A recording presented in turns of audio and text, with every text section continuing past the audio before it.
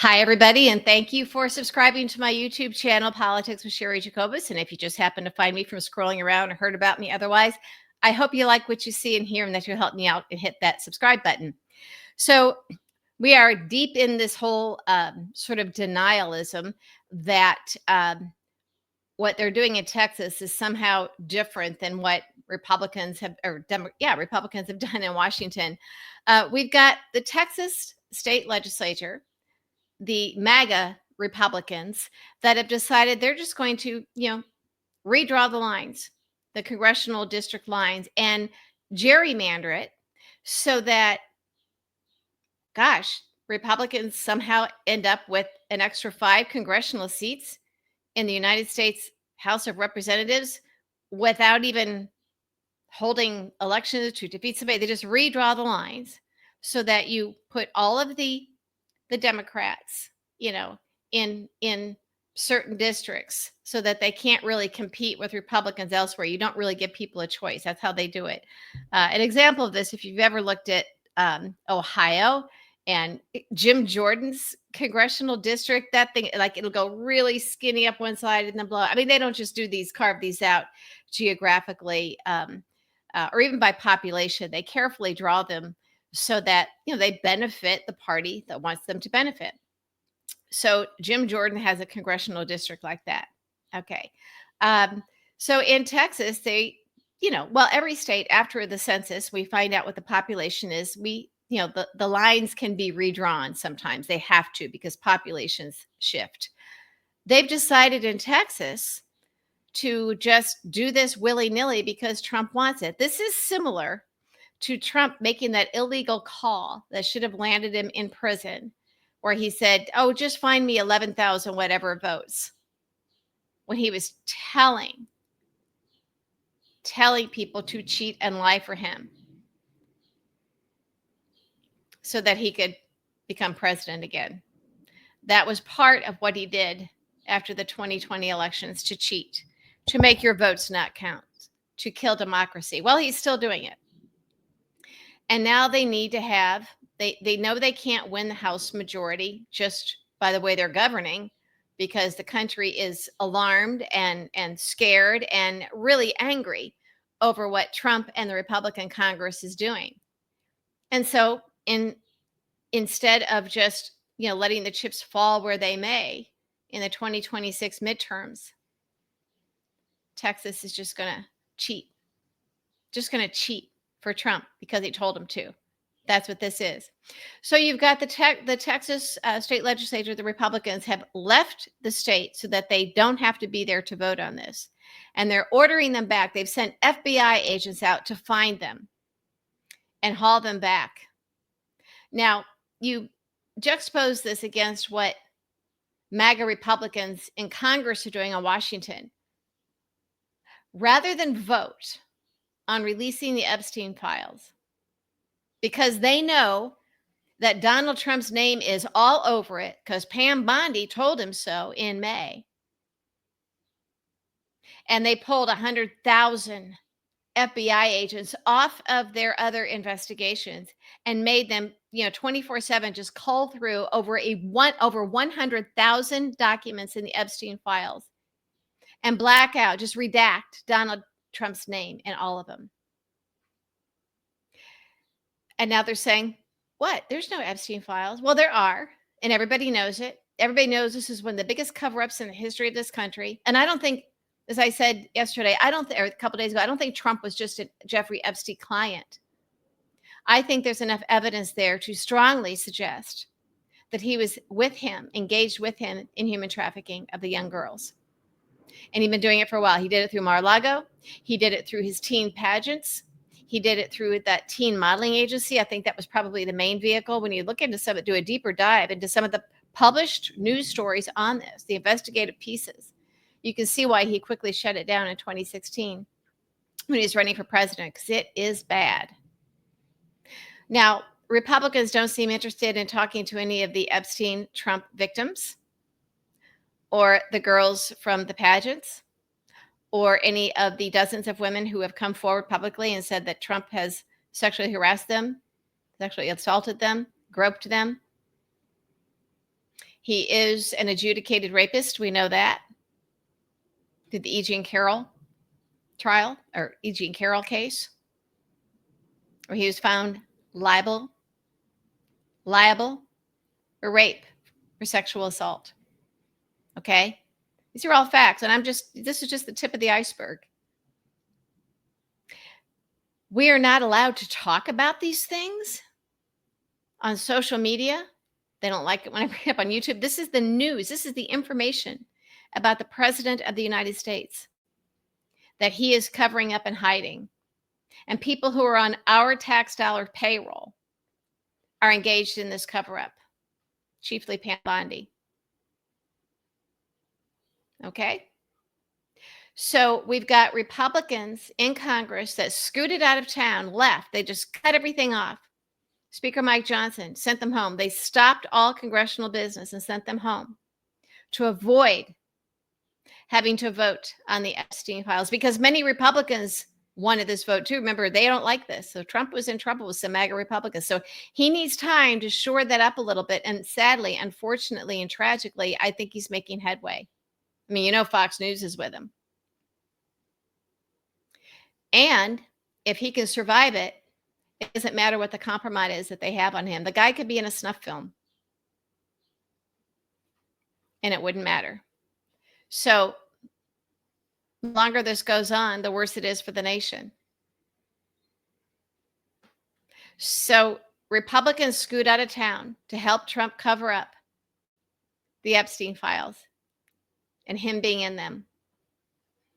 But somehow the Democrats in Texas and the state legislature are supposed to take part in this sham, because they need a quorum to have the vote. Republicans have the majority, so this would pass, where they just redistrict and give Republicans 5 more congressional seats, not through elections, just by redrawing the lines, not by selling voters on their policies and their performance, but by cheating. That is what Trump does. Now that is what MAGA Republicans do. And yet in D.C., they can leave town to help cover up Trump likely crimes, what appears to be very serious crimes. If Trump didn't commit these crimes and he's not in the Epstein files, then why are they all hiding them? Why are they redacting them? Why are they scooting out of town? Why are they lying for him? Why is he telling everybody, stop talking about Epstein, stop talking about the Epstein files? Why do we see all of these photographs and all these news stories? A lot of these news stories, by the way, about Trump and Epstein and Trump with the young girls and Trump bragging about, he's saying that it's like he's like an alcoholic when it comes to young girls. There's that quote. Somebody sent that to me. And I think I remember seeing this and hearing this years ago. Remember, there was so much out there that we couldn't keep up. And then it just kind of gets forgotten about because the media's afraid of him. And now he owns the media himself. He's driven everybody out. He controls them. So some of these things that were published a long time ago and aired a long time ago are now coming to light. It's not even that it's new information. So there's a clear pattern with him. And it's all being covered up. It's all being covered up. But his long history suggests that he was trafficking in these young girls. When you read these articles and the testimony and hear from these girls and find out what was discovered about this, the teen modeling agency that Trump ran and quickly shut down, it's pretty bad. But you know what Mar-a-Lago's situation was? It's pretty bad. The teen pageants, and again, him bragging to Howard Stern about being able to walk in to the dressing rooms and without unannounced, and he said no other men around, but I own the pageant, so I'm allowed to do it. I walk in, I see all these beautiful girls undressed. These girls were as young as 15. This is not a rumor. He did this. The girl said he did it. He admitted he did it. This is not okay.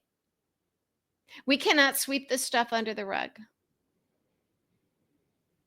We cannot sweep under the rug that it appears he should at least be investigated. We have to look at this. If there's anybody left to investigate, that he was not just an Epstein client, as if that's not bad enough. But his role in the trafficking of these young girls, these underage girls. Sorry, folks. So here's what I'm suggesting, because it always helps. I was like, because we sit here and go, okay, what can we do? We feel so helpless. We feel so helpless. With your Republican members of Congress not in Washington for the month of August, maybe then some, show up at their offices, ask for meetings, demand action, demand it. Bring other people, go to the rallies, go to the protests. But I think you need to look them in the eyeballs and let them know that you are aware they appear to be covering up not just not just the president being with underage girls, but possibly trafficking of them. Show up with the articles. I've linked to a lot of them. I put them on Twitter. Let them know. Let them know, ask about specific things in Project 2025. If they say, oh, we don't know anything about that, show them. Show them. Pick 3 or 4 things and go in. Now, if they don't let you talk to the member of Congress and it's just staff and they say, well, yes, we'll share your concerns, just say when. Actually, find out what the public schedule is of the member of Congress and show up and ask him or her directly. Don't be unruly or they'll have you, hauled out. They'll act like you're being, oh, we were not taking credit. No. You can do it and persist. Persist. Bring reinforcements. Other voters, citizens, constituents, and, meet beforehand so you know exactly what it is you want to talk with, because we know there's a big long list of everything that we can cover. But if they're too afraid to be in Washington to address the Epstein files and Trump in them, are they too afraid to meet with you back home? And another thing I would suggest is let your local media know that you're trying to meet with the member of Congress, not staff, but member of Congress, and they're refusing. Do it. Do it. Don't let up. These are things that you can do, I get upset sometimes when I see people who claim they're anti-Trump, but they don't want their MAGA friends to know, or they don't want people hopping on their Facebook page and they're afraid, like, well, I just stopped posting or I'm going to delete my account. Why? That's what they want. Why cave? As I've said many times before, we did not choose this fight, but this is the fight we're in. I'm not suggesting that you do anything unruly or illegal, but these people work for you. Their staff works for you.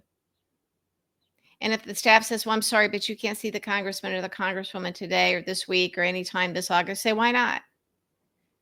Demand to know why and keep asking. Keep track of how many times you ask. And if they don't allow you to talk directly to the member, you can find out when they're doing a ribbon cutting or when they're giving a speech somewhere. Find out. In fact, get a few people like you, like-minded people who are on the case. Have a little committee. Have a committee that decides that we will go and talk to our elected official. And if they won't meet with us, we will go meet with them in their public schedule. This isn't stalking. This isn't harassment. They do work for you. It is their job to talk to you, to meet with you, and get an answer. And the other thing that, as I suggested before in this space, that I think we can do, start sending those letters asking their position on these things, on Epstein, on Trump. Simple things that can be like a yes or no answer, a simple answer. And if you get a form letter back, keep that. Start building that file for the Democrat who will run against that Republican. And there may be a Democratic primary, that's fine, but eventually there would be a Democrat to run against that Republican MAGA incumbent who's giving you a hard time, who's involved in the cover-up of Trump. And you will have basically the opposition research for that candidate, because too often, they wait and then the DNC is supposed to get it. Then the DNC has to hire all these people, and then they're kind of doing the same issues for everybody. And that's fine and that's helpful. But you know what? You can do it yourself. Send the email, you're a constituent, ask the specific questions. What is your position on this? What is your position on that? What's your position on Doge? What's your, and ask them very, very specifically. What is your position on the cuts to Medicaid, given that 40% of babies in this country are born under Medicaid? What's your position on these, plans that appears to be cutting Social Security? What's your position on Trump and the Epstein files? Why did you agree to leave town? Ask them. Ask them. What's your position on these masked ICE agents in unmarked cars accosting people when we have a process in place? And these aren't criminals. These are people that actually are being arrested in their work, so they're not, on welfare food stamps. They're working and they're paying taxes. What about the people that are here legally and they're checking in regularly at the immigration office and you nab them then? What's your position? And the ICE agents nab them then. What's your position on the fact that ICE agents are being offered a signing bonus that's more than what most teachers make in this country? Ask specific questions. And if you don't want to have a whole litany of questions in one letter, get your little committee together and divide it up. Get the answers. And if they don't give an answer, guess what? The Democrat who gets to run against them says, the incumbent here, this MAGA incumbent, won't even talk to constituents, gave no answer to this. But you get their positions or their doublespeak.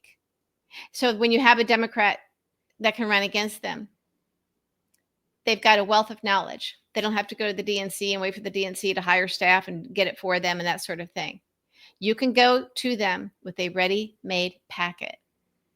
I just always think it's better than, this stuff is so upsetting. And I know, and we talk about these things, and I like to inform people on these YouTube channels. I worked on Capitol Hill for many, many years, and I've run campaigns. And I did that as a Republican, a moderate Republican. I left the GOP the day after they nominated Trump.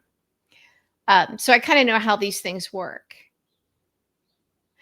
So I like to give a to-do, I think, because people feel so helpless. I think if I can occasionally give an idea of things that you can do at home that can be effective, I think that's much better. Otherwise, we're just going to go crazy if we sit here and feel like we have to take it. Anyway, I'd appreciate your thoughts in the comments. Thanks.